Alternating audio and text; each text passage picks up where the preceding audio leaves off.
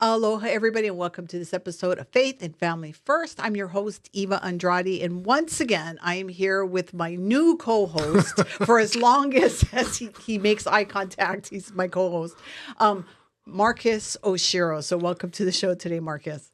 I'm happy to be here. Thank you. Good. Stay tuned because we're going to be talking once again about some constitutional amendments moving through the legislature. And we're going to talk about why the Hawaii Constitution should be amended. Maybe it shouldn't be amended. And what's the process if that is the case. So let's chat about that.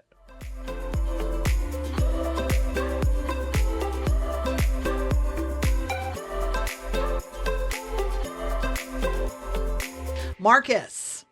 How you doing? I'm doing great, Eva. Today is February 25. Did you know that? No, it isn't. 2/25/25. That's hilarious. So people, as they're watching and listening to this, they're going to be, how long ago was that? we got to keep people on their toes. They got to be paying attention.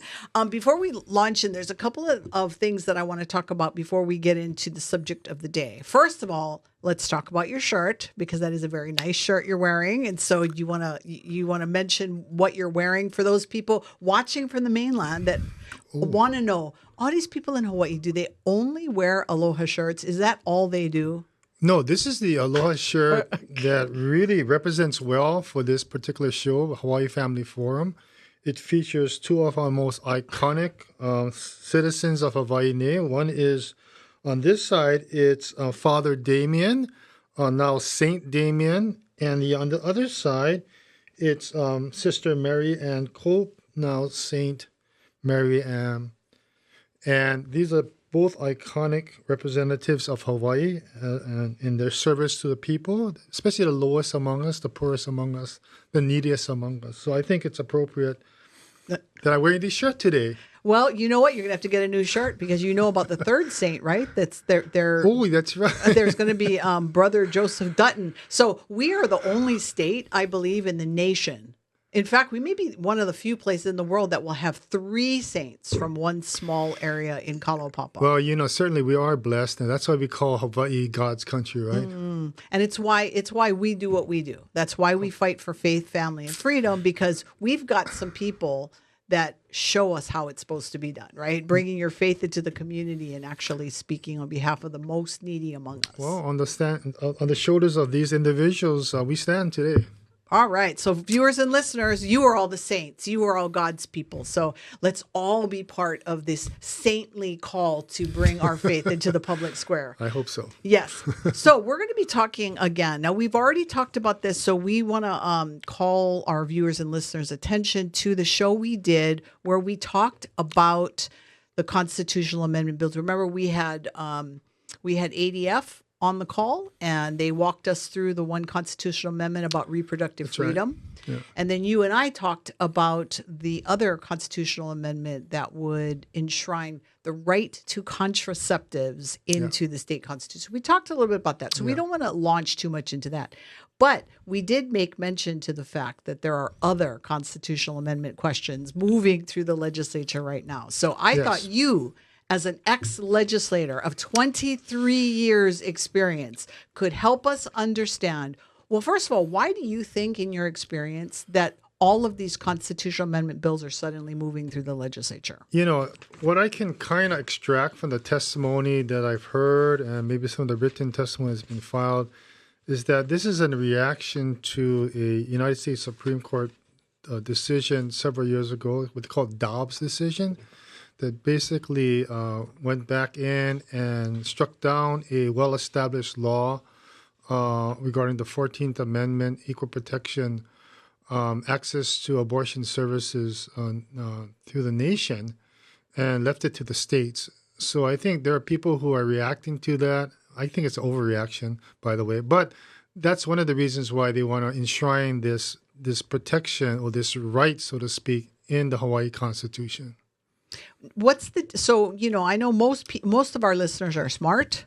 Most of our listeners understand the process. So I don't want to get too remedial for those people. But why, legislators, they can whack us with a couple of different things, right? They can pass a bad bill, right? And we can fight until the cows come home to overturn or repeal that law.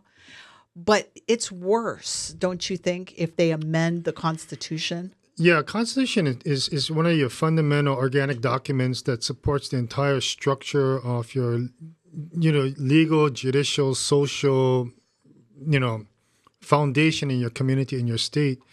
And just for people to understand, you can amend the Constitution by several ways. One is through statutory enactment and then taking it for ratification, approval by the voters. Another route is to have a constitutional convention. Which every 8 years they ask us about that, right? Right, every 10 years. Every 10 years. Every 10 years they come back and say, hey, let's have a constitutional convention. Well, I think people need to know, especially in 2025, that we have not had a constitutional convention since 1978.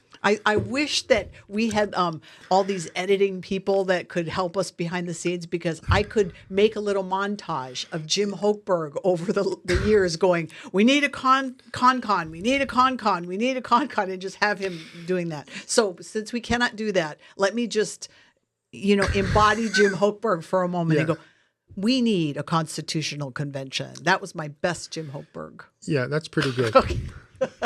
Anyway, so that's one way, is going through a constitutional convention. You convene, elect delegates representing all the people statewide, and they meet in a particular time and period and entertain all these different changes to the Constitution. It was last done in 1978. So, it's a while ago. And I know that from my experience being in office since 1994 through 2017, that every time that question has come up, it's been rejected by the voters, that there is no interest in having a constitutional convention, that the Constitution as currently written and approved back in 1978 by the voters is sufficient for the needs of today, even in 2025. So the other route is to go to the legislature and ask the House and Senate leadership and members to approve a bill proposing a constitutional amendment to take it to the next upcoming general election, which will be in 2026, for ratification or approval by the majority of voters. Now, Jim and I talked about this briefly, and maybe you and I will do a whole show on this, but some of the nervousness people have about amending the Constitution is once you open that door, right, could all other shenanigans happen? But Jim was really good about explaining the process, and it's not like they could just throw anything in the kitchen sink in there. There is a process to what questions, right, would be put to the people if people did decide to have a constitutional convention. Yeah, it's really up to the people at that time. And, it's a living document, living and breathing document that, laws are for the living, not for the dead, right? So they can come in, convene themselves, and some self-governing principles of our democracy, Republican form of government. The people are have the final word on their government. They have the right to change laws as they deem fit. And if they want to change the Constitution in any manner, or any which way, that's their right and privilege, responsibility also. So that can come up. But the idea that we would not need a constitutional convention in many, many respects is that people are concerned about already well-established rights that Hawaii has uniquely. One is Native Hawaiian rights. Mm-hmm. We're a very unique state. Right. We have a Native Hawaiian population in Hawaii that others don't have. We have some strong environmental protection laws that others don't have. We have also cultural rights that others don't have. And some of these rights and privileges in the Constitution, there are concerns that those might change. So that's some of the reason why they don't need to. So they go to the legislature and then seek to change the Constitution. Death by 1,000 knives, or slices. In certain areas, like the bills we can talk about today. Yes. Okay. Well, and so you had mentioned that we had already talked about it, so we don't want to really beat a dead horse. I know that's a horrible thing. I don't know why. Okay, sorry people. I ask for forgiveness for saying that. That's a bloody mess. That is.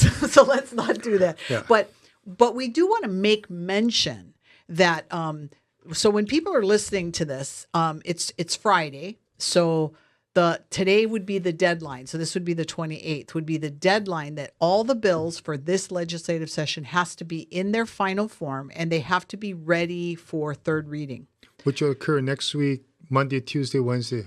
Correct. Right. So you and I are recording this on a Tuesday, which means things could happen in the next couple Yeah. of days. Yeah. But let's project ourselves for a moment till Friday. So it's now Friday and it's the 28th. And so the bills that are still alive are now moving into the final thing that is going to put them into a place where they cross over to the other chamber. So if they started in the House, they are now going to go over to the Senate. Yeah. If they started in the Senate, they're going to go over to the House. Right. So there's a lot of bills, as you know, we're tracking a lot of bills. Yeah. So when people are listening, what we don't know is whether SB 297, which that's the constitutional amendment for reproductive freedom, we don't know if that bill would have been scheduled for hearing because as of this recording, Tuesday, it has not been scheduled for its final hearing. But the other constitutional amendment we talked about, it has been heard, and that one is now on the Senate floor for debate, which will come up in the next, as you mentioned, maybe the next week or so. But and that's the bill that would enshrine contraceptive access into our state constitution, which I was interviewed by the Star Advertiser, and I said it's not necessary because nobody can prove to me that there's any access problem to people getting the pill.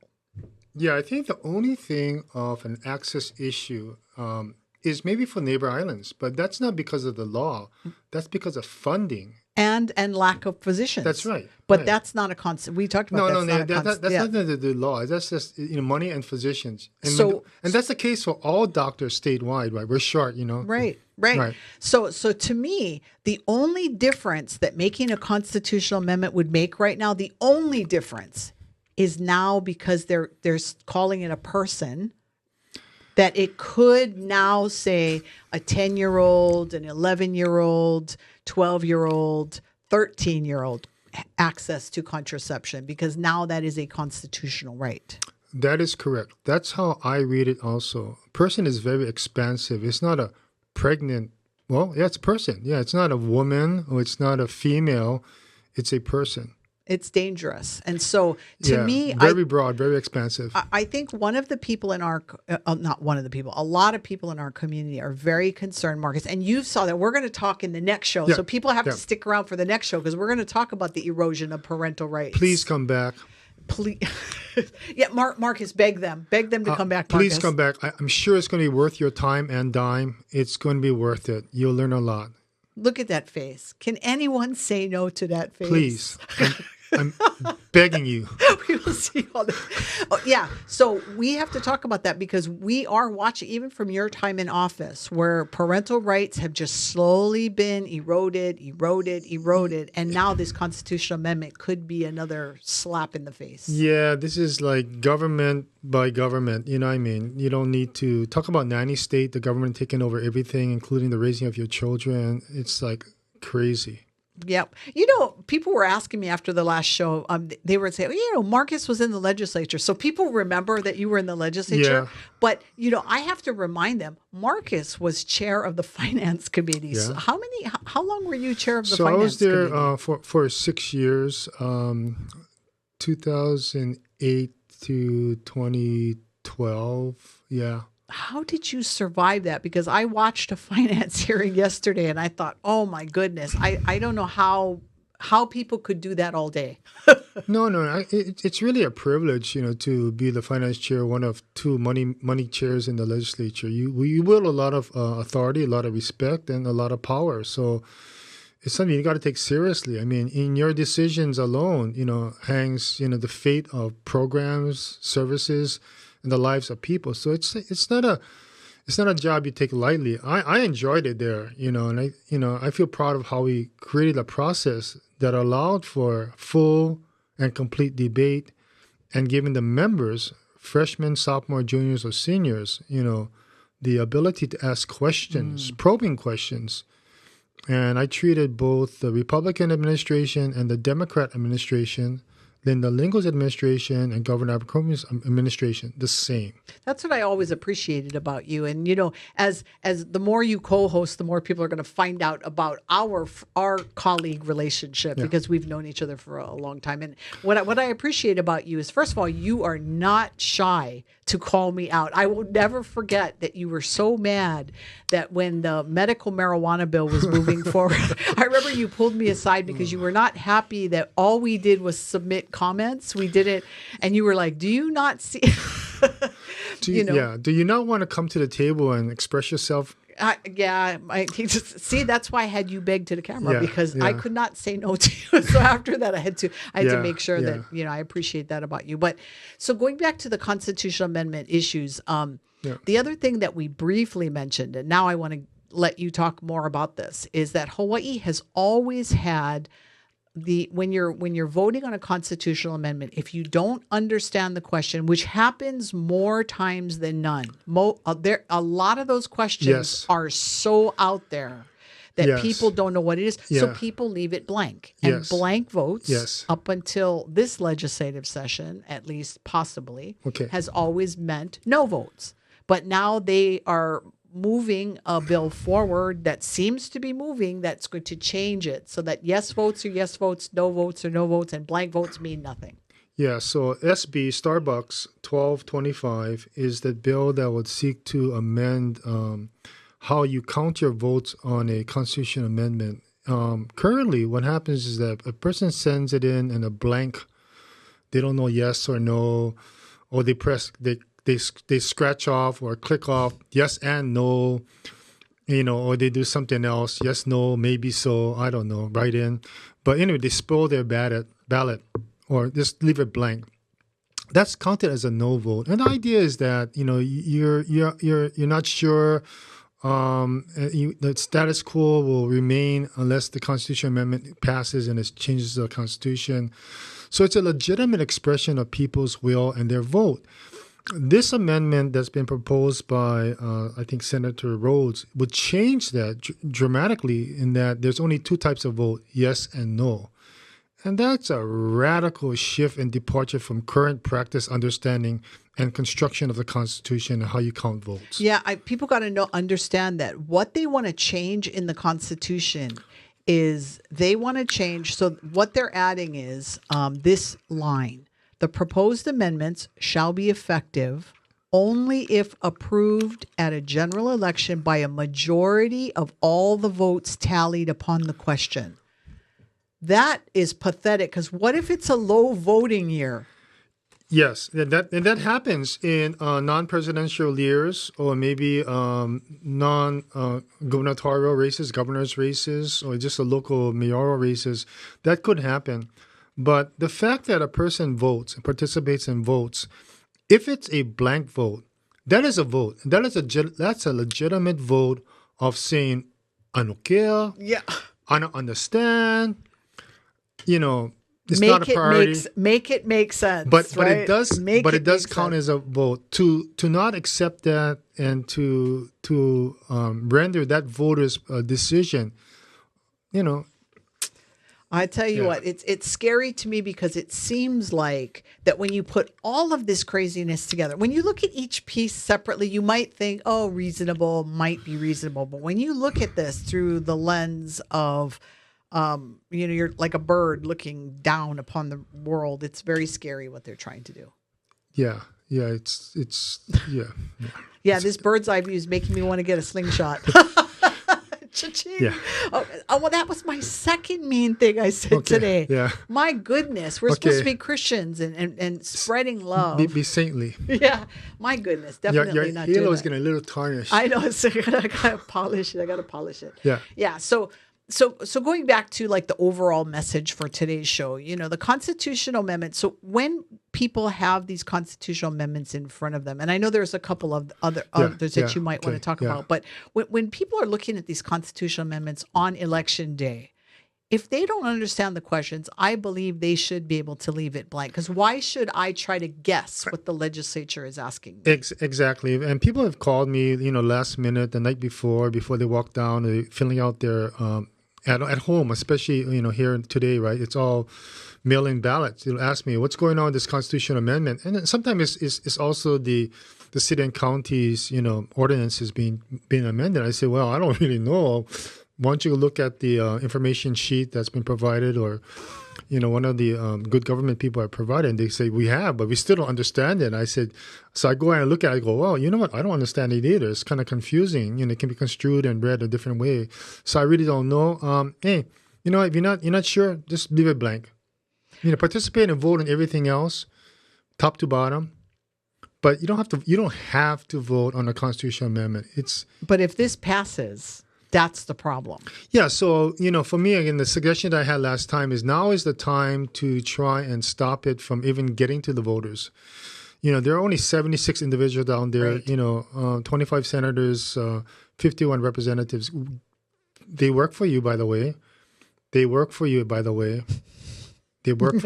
year round. You are the employers, by the way, right? Every House member comes back to review by their constituents, their voters, every 2 years for their review on their job performance. So they work for you, okay? Same with the 25 senators. They work for you.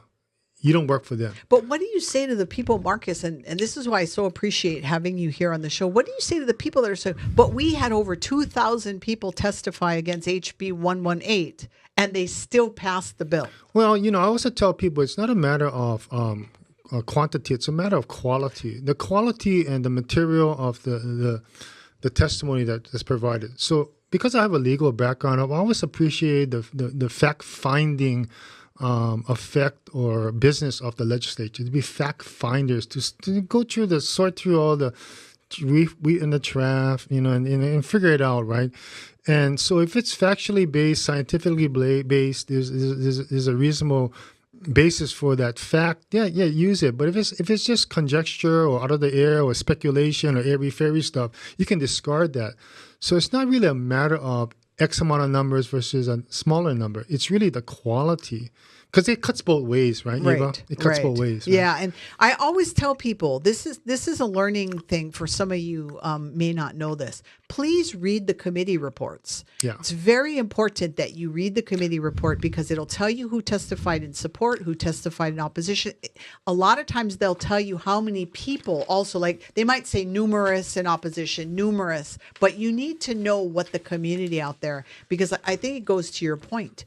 Numerous does it to me. If I was a legislator, okay, numerous, that means a lot of people. So what I'd be looking at first is I'd be looking at what organizations are out here, because if the AG, right? Because wrong or right, they carry a lot of weight when they're testifying. Yeah. At the So Capitol. when you look at the hierarchy of testimony being submitted, and this is pretty much basically the boilerplate process they go through, is that they always take up the governor or mayor or city council chair first, okay? Top political leader of that jurisdiction.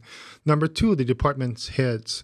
So the Attorney General's office, Department of Health, Department of Human Services, Department of Business and Finance, of course, the third branch, the judiciary branch, the Chief Justice, the administrator of the circuit courts, family courts, etc.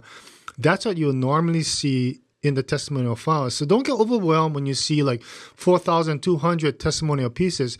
Look at the first dozen or so. You're going to see some of the main organizations like the departments or the judiciary or certain, guilds of workers or, professionals. You're going to see that right up front. And this is an example of a committee report that I just happened to bring along. It's on Senate Bill 1150. This is what it looks like. You can access this for free 24/7 at the legislative website. And it tells you who testified, the organizations, And guess what, folks? This is the actual facsimile of the voting sheet.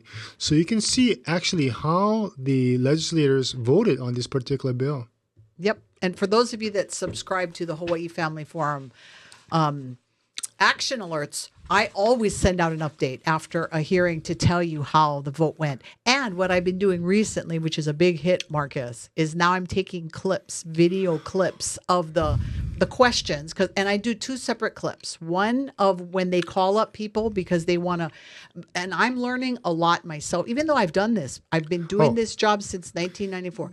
I'm learning more now by listening to the Q&A that happens when they call up the AG or the Department of Health chair or whatever. Yeah, it's like this. I'm glad you're saying that, because even for me, like I listen to United States Supreme Court arguments, oral arguments, and I'm trying to sift through the legalese and everything else. But what's most educational and so inspiring and exacerbating at times is you listen to the questions being asked by the Supreme Court justices, right? You get an idea of where they're leaning. In the same way, when you hear the legislators ask certain questions of certain witnesses at a public hearing, you get an idea of where they might be leaning or tilting.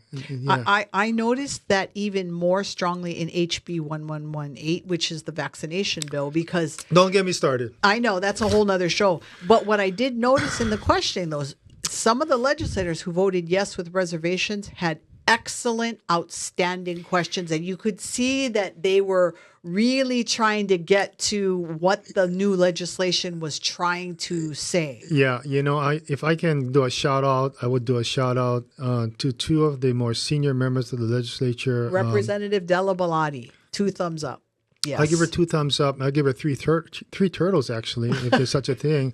I also give my own Representative Amy Peruso, 2 thumbs up or a turtle, because they asked the relevant questions regarding why this bill is before us, House Bill 1118, the necessity for it. Are there other less draconian, extreme ways of addressing this public health concern? And I think they both, because of their background and experience, understand that this doesn't only affect students, it affects schools. And schools are just not only students, right? There's principals, vice principals, counselors, food service, janitorial staff, custodial staff, groundskeeper, PTSO, and then the community itself, right? So they understand that, they perceive that. So I appreciate it, them asking those questions. They need to be answered. Me too. And because I don't want to get hate mail, Representative Garcia always asks good questions too. And he did stick to the constitutional amendment issue, which is really what the bill is about, removing religious exemption. So, he keeps going to that point. So that it's good. So I feel like we thank them all the time. The Republican members, we thank them a lot, but we don't always thank the Democratic members because they're on the other side. That's right. Okay. The blue team needs to also be acknowledged too, because, for example, you remember what happened when we did the whole thing about, physician-assisted suicide, right? Or medical marijuana. The leading people who are actually speaking and bringing truth to the light about those bills was people like myself, Sharon Har. We raised those very important issues, right? Yep. And as always, we are just down to just a few quick minutes. So I want to make sure I give you at least a moment to address anything you didn't get to. But for those of you that are listening and watching, make sure that you like this video, share, subscribe, hit that notification button so you know every time we upload a new video. And Marcus, in this last minute or so, give that last minute call to action. Well, I'm going to encourage people to call their legislators, House and Senate members. Again, they are your employees. They work for you. They represent your interests. Let them know that you have concerns about these bills. And for constitutional amendments, really get ahead of it now. It's better to stop it now before it gets onto the ballot, because there's already a group of people already pushing this bill in the legislature itself. They already have the momentum going forward to get it approved.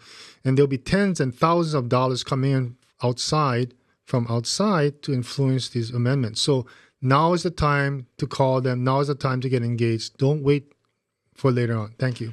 And make sure, too, that when you're reaching out to your legislator, I know you're upset. I know you're angry. I know you feel like you're getting beat up and that they're not listening to you. But please try very hard to stick to the main subject of what you're addressing them about. If it's about religious freedom, it's about removal of the exemptions, whatever it is, stick to the main subject.